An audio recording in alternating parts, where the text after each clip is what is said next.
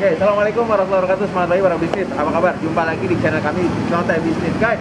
Hari ini kita mau ketemu dengan dua orang pebisnis kopi ya. Katanya bisnis kopi. Sekarang kita lihat aja dia bisnisnya apa. Kita langsung aja kepoin. Itu namanya ya, lu bisa lihat ya. Kopi Taman Kecil ya. Sekarang kita aja langsung masuk ke dalam. Kita lihat mereka ini apa sih yang mereka bisnisin berdua ya. Come on. Oke, guys, kita langsung masuk ke dalam ya. Kita lihat. Assalamualaikum. Guys, ini adalah owner dari Kopi Taman Kecil. Ini adalah Boni dan Ade. Thank you bro, udah undang kita ke sini. Oke guys, nanti kita interview mereka berdua ya. Lu kepoin aja channel kami, oke? Sampai ketemu nanti ya. Ikutin aja terus. Thank you.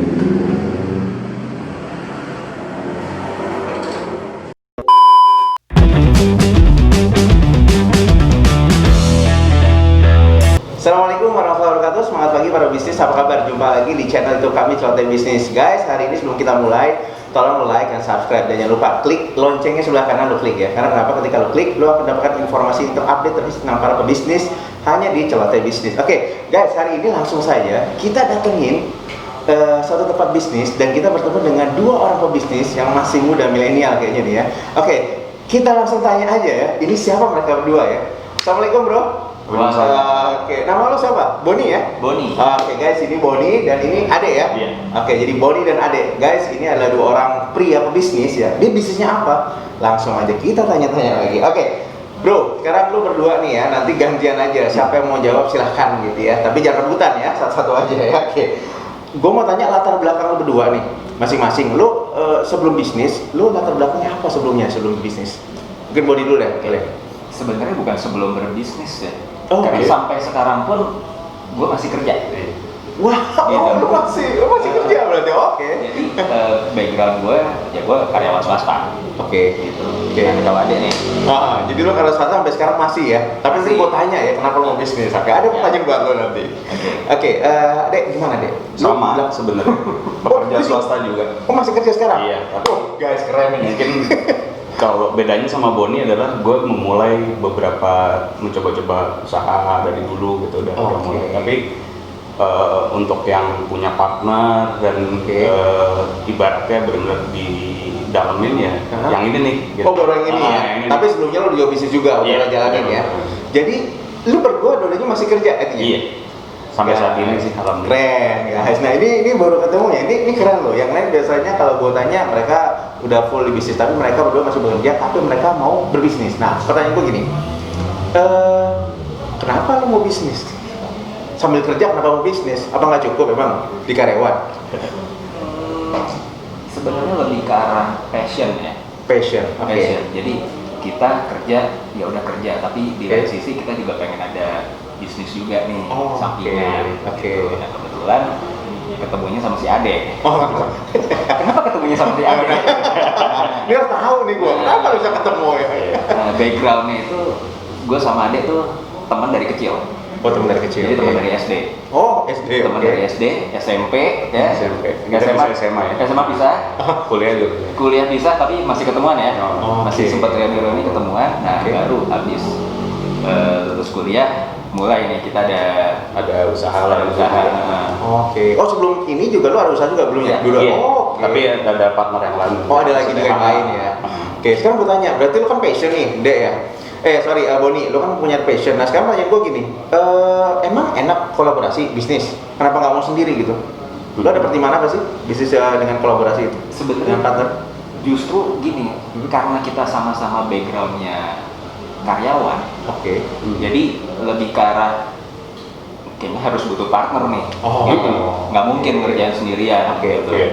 Nah kebetulan memang kalau dari sisi bisnis yang lebih ada ininya gitu ya, maksudnya insting bisnis tuh si Ade. Oh, gitu. Dia ada ide-ide bisnis tuh dari dia. Cuma di lain sisi, kalau saya backgroundnya finance. Oke, jadi lu yang fokus pensiun di duit-duitnya deh. Oh, Yeah. Jadi saya lebih ke oke deh kita bisnis yuk sama-sama yuk. Iya. Gitu. Bisnis apa ya? Kita ini deh. Ya udah gue ngitungin. Iya. Oke. Jadi kita memang kolaborasinya seperti itu. Jadi kolaborasinya dua-duanya memang sama-sama punya kelebihan ya. Iya. Jadi si Ade fokusnya, oh ya, idea dan operasional di gue. lo. Tapi kalau finance, hitung-hitungan segala Iya. macam, berapa harus BEP segala macam itu lo berarti ya, Bang? Iya. Guys, ini keren ya. Jadi ketika lo mau collab sama teman lo juga bisa nggak masalah, tapi asal tadi mempunyai kelebihan masing-masing. Jadi saling ini ya, lo saling isi berarti ya. Iya. Oke, sekarang gini. Sebelum nanti gue tanya lagi lanjut, lo bisnis apa nih berdua nih pertanyaan gue? Apa sih bisnis lo ini? Apa namanya? Kita bisnisnya yang kalau orang bilang nih kekinian. Wah, begini ya. Oh, ini keren. Apa nih kekinian? Kopi. Kopi. Coffee Oke. shop, ya. Coffee shop ya. Oke. Namanya apa ya ini? Namanya Teman Kecil. Teman kecil. Nah, lokasi kalau boleh tahu di mana? Lokasinya di Bintaro sektor 1. Bintaro sektor 1 ya. Iya. Ini pinggir jalan berarti ya, Bro ya? Iya. Oke, berarti kalau orang kesini gampang dekat apa? Samping masjid ya maksudnya? Dekat masjid. Oke, masjid raya ya? Iya. Oke.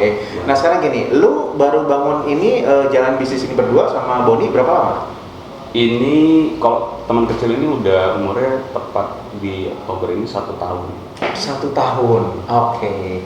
Dan di sini lu udah berapa lama di tempat ini? Di sini 2 minggu. 2 minggu. Oke, guys, keren. Untuk dine in ya. Untuk dine in ya. Karena Tapi ada kita untuk 2 bulan dari 3 bulan yang lalu kita sudah yang online sudah pindah di sini. Oh, dari oke. dari cabang yang dulu kita pindah di sini. Oke, artinya ini memang sudah berdiri 1 tahun yang lalu. Tapi ada di sini di Bintaro baru 2 minggu ini dan 2 mingguan kita mulai buka.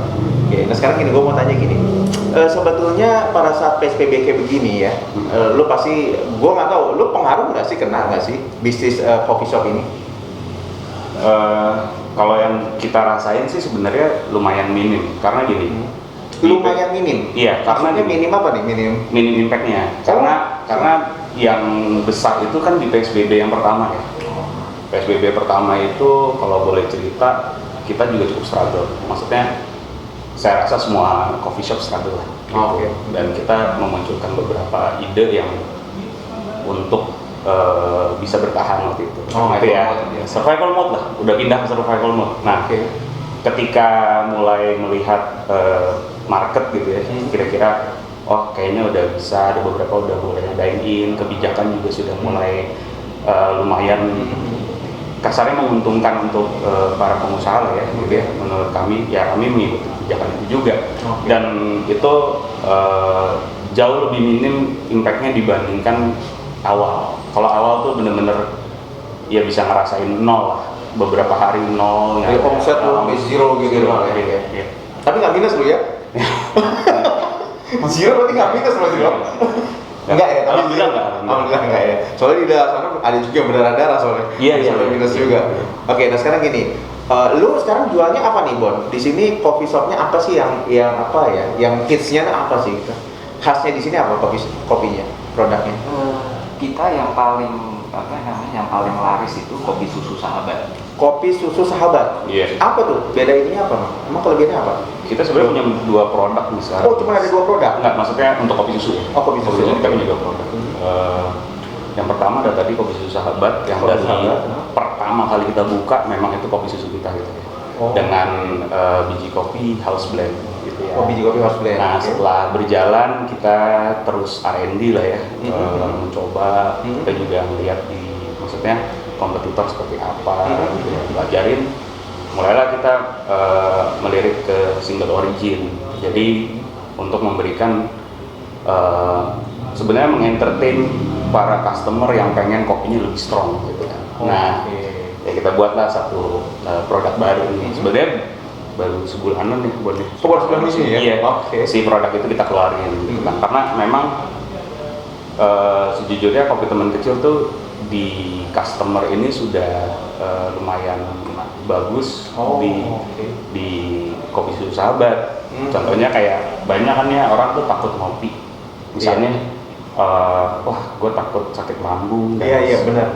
Permasalahan gastro deh. Itu gue dengar kayak gitu. Nah, kita membuktikan sendiri beberapa customer kita itu sangat cocok dengan kopi kita karena tidak kenapa-napa. Bahkan mereka yang nggak ada masalah. Nggak ada masalah. Bahkan mereka yang tadinya takut jadi malah langganan. kasar gitu. Oke. Jadi berarti lo bisa ngasih ini dong, yang kasih quote bahwa kopi lo emang bebas dari dari sakit lambung segala macam ya? Iya. Oke.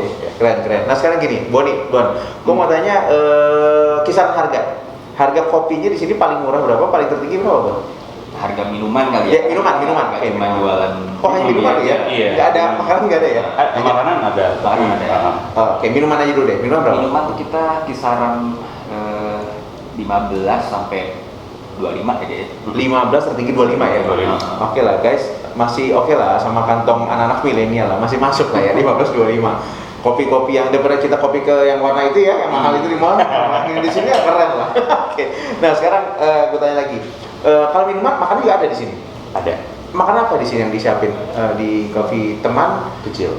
Nah. Kalau sekarang kita masih prepare baru snack, tapi snack. dalam waktu dekat kita akan ada makanan-makanan. Oh ada rencana kayak gitu ya? Dan mungkin insya Allah November ini sudah launching. Kita doain ya guys, mudah-mudahan nih kopi teman kecil bisa lebih cepat growing ya. Nah sekarang tanya gue gini, kenapa kopi teman kecil? Apa filosofisnya? Apa yang lo jawab? Tadi kayak ceritanya Boni. Apa tuh? Jadi sebenarnya nih emang paling susah kan kalau udah bisnis, konsep udah jadi biasanya kan ya. Bisnis plan udah oke.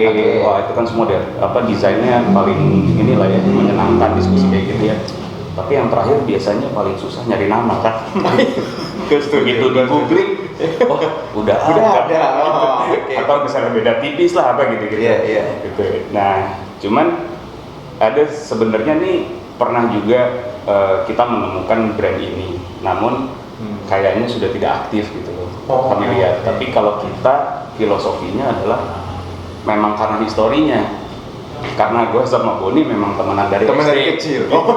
Temenan dari kecil gitu loh. Iya. Nah, sebenarnya juga ada banyak filosofi yang menarik dari nama itu adalah kita juga didukung sama teman-teman di lingkaran itu gitu. Jadi mereka juga sangat support dengan bisnis kita. Jadi juga beberapa juga pelanggan tetap dan juga beberapa memang juga care banget gimana kondisinya sekarang kayak gitu. Jadi memang nama itu yang tadinya sebenarnya awalnya ragu-ragu, masa gitu sih jual nggak sih kayak gitu. Bahkan Boni, masa gitu sih gitu. Kurang berkelas nih atau apa gitu tadinya awalnya gitu. Tapi lama-lama kalau lihat dari filosofinya oke juga. Nah, dan makin hari ya kita lihat ada dukungan yang lain dari teman-teman juga. Ternyata lingkungan komunitas teman-teman juga pengaruh juga ya. Pengaruh ada bisnis ya. Jadi kalau mereka support ya kita juga lebih semangat gitu ya. Betul. Nah sekarang gini, gue mau tanya lagi, lo pernah nggak sih selama dari 1 tahun kemarin mengalami kerugian ya? Pernah kerugian? Pasti ada ya. Nah, sekarang lu gimana hadapin kerugian itu? Karena orang banyak bilang kalau bisnis gue rugi, mending gue tutup gitu kan. Lu sendiri gimana? Ada pendapat orang kayak gitu? Gue ini ya benar. Kalau dari pandangan gue sama Boni hasil diskusi dan gimana kita ngadepin masalah-masalah kayak gitu, sebenarnya ada istilah yang kemarin gue dapat dari teman gue ini bagus banget. Apa tuh? Uang sekolah katanya. Uang sekolah. Iya, jadi uang sekolah di usaha tuh emang mahal emang ya kadang-kadang ya.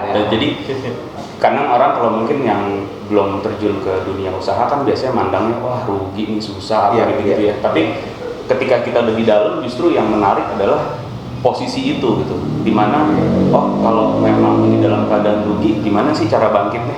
Nah kita alhamdulillah juga mengalami itu dan COVID ini yang membuat kita bangkit sih sebenarnya. Justru pas COVID ini buat lu lebih ini lagi ya. Bangkit secara karena ada konsep-konsep baru yang kita keluarin, terus ada hal yang kita jalanin yang tadinya kita pikir hanya untuk survive, ternyata malah membawa kebaikan juga buat kita gitu. Jadi itu yang akhirnya juga kita banyak berevaluasi juga ya, namanya juga usaha, kita mau ngapain. Nah makanya juga kita pindah ke tempat ini salah satu hasil dari diskusi awalnya. Kalau kita dilihat dari sisi kerugian gitu, ya itu evaluasinya kita mencoba bangkit sebenarnya gitu. Jadi COVID ini justru membuat lo lebih strong lagi ya sama Boni ya? Iya. Nah sekarang gini, kenapa? Silakan. Kalaupun kemarin tuh ya rugi uangnya 0. Ya, kita mengalami. Uang 0, duit sini deh. Kita mesti ngapain deh? Iya. Udah jadi gini. akhirnya kita malah punya uang lagi, bisa invest lagi di sini, bisa bangkit, gitu sih. invest lagi gitu. Oke. Nah sekarang kalau ngomongin soal masalah uang rugi, nah gue bertanya Bon, lu kan bagian keuangannya, finance-nya nih. Modal buat ini berapa bro? Di bawah berapa lah, range lah, gue nggak ngomong nominal pastinya, tapi di bawah lah, range-nya misalnya antara 5-10, 10-20, 20-50, di range berapa? Buat ini di Iya, nah, di sini nih, yang sekarang ini lo tempat ini sama apa adek? Di atas 50 sih. 50. Di atas 50 ya, oke. Lumayan juga guys ya, di atas 50 ya. Lumayan. Oke. Artinya memang kalau kolaborasi lebih enak juga memang Tapi ya. sebenarnya lebih enak karena posisinya begitu. Melihat itu. Tapi kalau mungkin kalau single single owner biasanya itu kan kerasa banget ya. Iya, betul gue setuju. Nah sekarang gini, gue tuh soal tertarik sama lu berdua ketika lu bilang lu dua-duanya kerja, gitu, masih kerja gitu.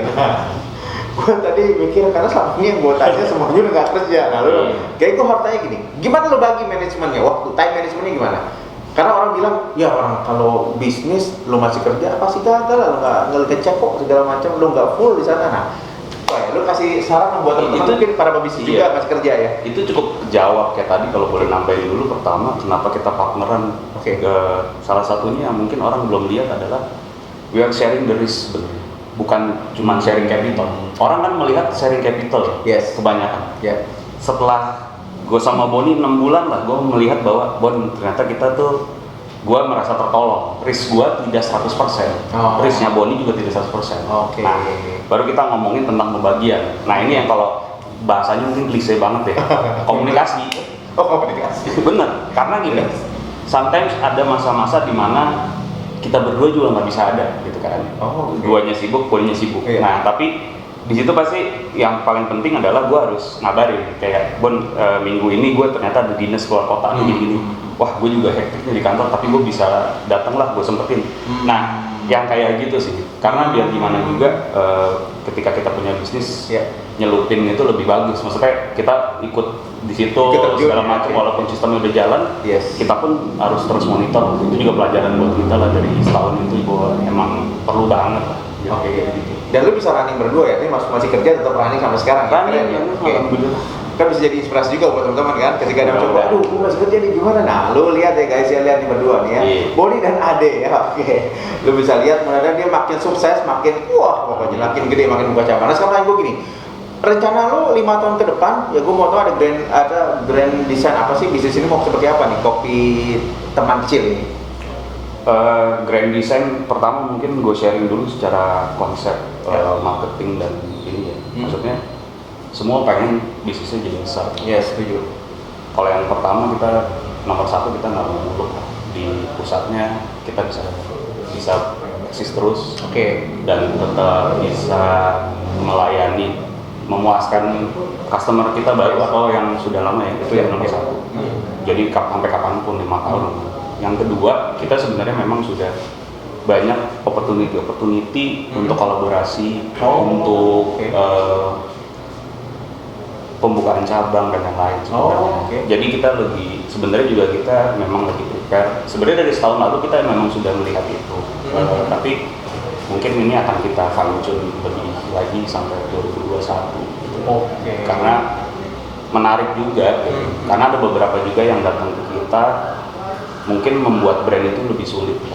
Tetapi kalau join the team, mungkin buat mereka lebih lebih memudahkan karena sudah lihat impact-nya, sudah lihat dapatnya berapa, udah lihat masalahnya lah. Sedangkan kalau creating new brand itu biasanya kan struggle dari nol lagi, memperkenalkan yang kayak gitu sih. Kalau 5 tahun kayaknya kita kesana sih. Lu mau ada franchise nggak sih rencananya ke depan nanti? Enggak. Kalau franchise kenapa? Bukannya franchise itu orang bilang lebih memperbesar market, terus kemudian juga kenapa lu nggak berpikir? Lebih kepada moral sih kalau gue. Maksudnya sama Boni, gue bilang apa tuh lebih kepada moralnya, karena gini, kita lebih pengen bertanggung jawab terhadap brand ini gitu. Maksudnya, andai pun kita akan tetap ada di situ. Misalnya, andai pun ada investors, walaupun dia sebagai investors akan menanamkan modal lebih besar, kita akan ada porsinya juga. Kenapa? Setelah kita jalanin di yang utama aja, kalau tidak kita ikut terjun, itu pun juga bisa menjeopardize bisnis itu sendiri gitu kan. Apalagi sudah berbicara cabang. Nah, kita berpikirnya ke sana. Jadi kayak mempertahankan kualitas, makanya udah menjadi tanggung jawab moral. Keren. Gue tidak menyalahkan kepada teman-teman yang memang plannya menjadi franchise. Gue juga, maksudnya itu pilihan juga gitu kan. Pilihan masing-masing lah. Betul. Pasti ada dampaknya juga. Betul, kan? karena ada beberapa juga teman-teman kita yang membuka bisnis memang targetnya untuk franchise dan kita sangat support gitu. Kita juga support gitu. Pilihan lah ya. Pilihan. Oke. Boni sama Ade, gue mau tanya tadi gue belum tanya karyawan lo sekarang ada berapa berarti saat ini? Kita yang ada di toko 3 ya? sama ada yang offline, di rumah. Spesialis di rumah, jadi dia yang handle orderan yang secara offline admin. Dari Instagram admin? Enggak, dari Tokopedia. Oke. Nah sekarang gue tanya, jadi ada 3, terus ada juga yang di rumah ya, buat yang handle tadi ya. Nah pertanyaan gue gini, lo pakai strategi penjual marketingnya lewat apa? Instagram atau apa? Instagram. Marketplace juga ada? Instagram sama Marketplace. sama marketplace. Oke. Nah sekarang pertanyaan gue gini, apakah memang omset itu pengaruh ya dengan memakai mereka itu? Marketplace, kemudian Instagram. Kalau yang pertama kita untuk operasional dulu lah ya. Sangat simpel marketplace sekarang gitu kan. Maksudnya itu yang menjadi ya balik lagi. Karena awalnya kan sebelum ada admin juga yang handle gua atau Boni gitu. Kita mencari yang ibaratnya bisa mempermudah hidup kita selama kita juga ngejalanin kantor gitu kan ya. Akhirnya kita melihat belajar juga dari beberapa para senior kopi-kopi gitu ya. Gitu. Nah mereka sudah masuk di marketplace yang pertama waktu itu kan yang awal tuh Tokopedia lah ya yang paling ini. Nah keuntungannya adalah masalah delivery buat kita. Nah dari situ kita lihat oh ya ini oke nih, terus handlingnya juga mudah gitu kan. Nah seiring dengan meningkatnya kita mikir wah kayaknya perlu admin nih, kalau enggak ya suka dukanya banyak lah ya. Salah ngirim juga pernah kayak gitu-gitu ya kayak gitu. Nah itu meminimalisir itu. Kita bikin sistem bahwa ini kalau order masuk seperti apa makanya ada admin. Tapi kita melihat awalnya adalah bukan hanya sekedar omset, tapi kita melihat dari kemudahan buat kita juga sih gitu awalnya. Kemudahan buat lo ya berdua ya. Terus kalau termasuk si sosial media. Mungkin kalau kita nge-refer 5-10 tahun lalu setiap bisnis harus punya website dulu ya. Gitu. Tapi sekarang kan everything is free dan itu lebih powerful dan lebih gampang di-reach dan hampir semua orang punya account Instagram karena posting produk tuh lebih mudah dan update dengan adanya fasilitas kayak stories kayak orang pengen lihat hari ini ada apa ya dan segala macam itu kayaknya lebih update-nya lebih mudah. Nah dari situ kita ngeliat itu juga selain itu ya belum nyoba juga sih yang lain kita karena kita melihat kalau tools-tools yang lain kayaknya memang tidak spesifik bisa membantu kita gitu. Itu emang fokus di Instagram sama di Tokopedia marketplace ya. Nah sekarang apa sih Instagramnya namanya apa nih kopinya? Kopi_teman kecil. Kopi_teman kecil. Oke guys, nanti lo ada di caption di bawah kita terus kopi_teman kecil ya. Oke, nanti lo kepoin aja jenis kopinya apa segala macam. Dan nah ini ada 2 nih gue lihat nih ya, ini baru datang. Ini apa nih, kopi apa nih? Boleh tahu nggak nih apa nih kopi kedua nih? Itu kopi susu sahabat. Oh ini kopi susu sahabat. Ini yang tadi lo bilang salah satu ini lo ya, jagoannya ya. Boleh gue coba ya? Gue mau coba dulu. Guys, gue coba dulu guys. Biar lo penasaran ya. Dikocok dulu. Oke siap. Balik dulu. Biar ini dulu ya. Oke. Iya. Wah, malah gak usah main kopi gue diajarin. Gue mah biasa user aja minum aja bang. Oke, kita coba sebenarnya.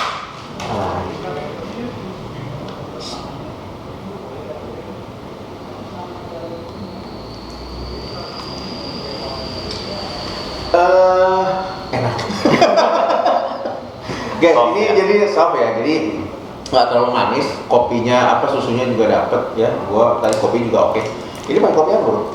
Ini house blend. Jadi ini adalah gabungan dari Arabica sama Robusta dengan karakter yang emangnya kita mau. Jadi emang ini khasnya dari si kopi. Dari kopi teman kecil ya. Bro, ini lo pesan aja. Oke lah. Buat teman sambil kudapan nonton TV atau yang nggak nonton TV lain, sekarang YouTube kali ya. Nonton YouTube lo cocok lah kayaknya. Jadi ini ada yang hangat juga berarti ya? Ada. Yang hangat juga ada ya. Oke, jadi cocok banget guys ya. Jadi kalau mau pesen lo pesen aja nih. Kopi susu sahabat. Nggak kalah sama kopi sebelahnya gitu. Oke. Selanjutnya pertanyaan gue gini.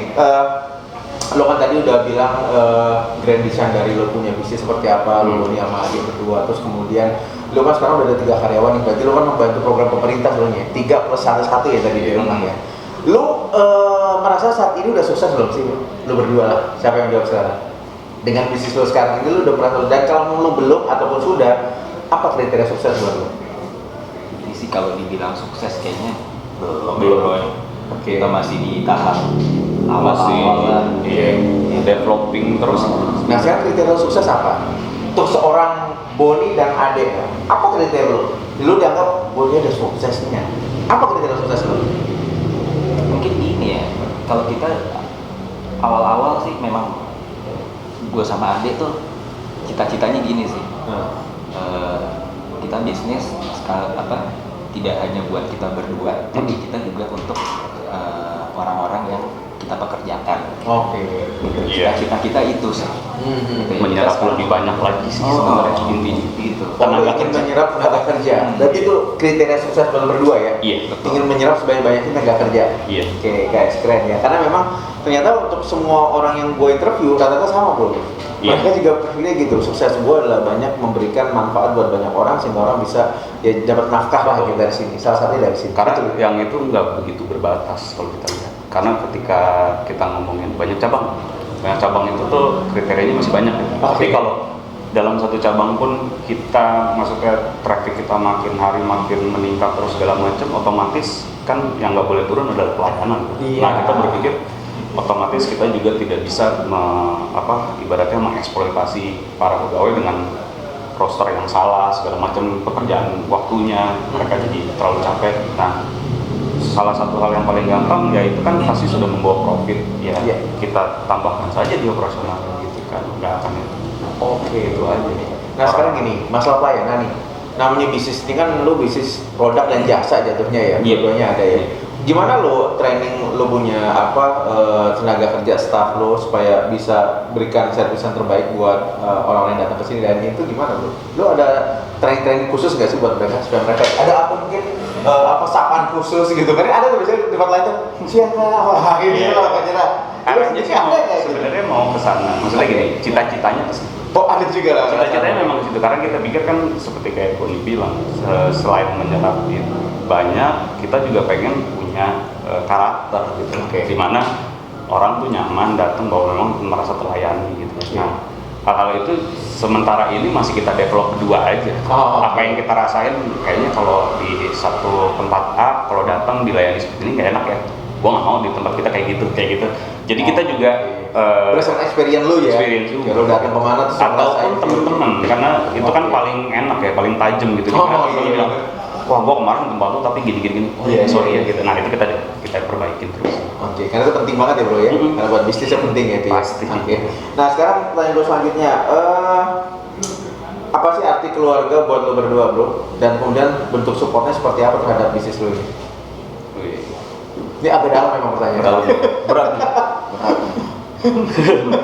Berat nih, karena kita ngerasain struggle-nya sebenarnya bareng keluarga ya bro. Kita digedein ini bareng keluarga. Kebetulan maksudnya pasangan kita nih sangat support gitu ya. Maksudnya pasangan gua, pasangan Boni adalah bagian dari yang membesarkan tempat ini juga gitu loh. Dari kalau nggak tanpa mereka mungkin ya kadang-kadang namanya perempuan punya network lebih lagi di pertemanan gitu. Itu yang buat kita kayak sometimes kita udah kita udah capek, tiba-tiba kok ini mah ada ini ya, ada customer ini ternyata teman-teman mereka yang awal-awalnya mendukung itu semua gitu. Jadi itu juga jadi tertular lebih cepat gitu loh. Bahwa secara ya biar gimana juga bisnis yang paling disenengin kan karena sharingnya mouth to mouth kan. Nah itu nih yang paling cepat biasanya dari ibu-ibu. Paling rame dan paling cepat ya dibagi ya. Udah kayak virus ya, kalah corona. Nah sekarang selanjutnya gini, gue mau tanya sama lo, orang tua masih ada berdua? Orang tua masih ada? Ada. Nah sekarang tanya gue gini, menurut lo penting nggak sih doa mereka buat kekesan lo berdua gitu ya? Banget ya. Kita ya nggak tahu ya deh, kalau gue di rumah, gue kalau gue mau pindah kerja aja gue minta doa. Oh gitu lah, kayak gitu ya Bon ya. Kalau mau buka usaha pasti minta doa juga. Oh oke. Minta advice. Oke. Gitu.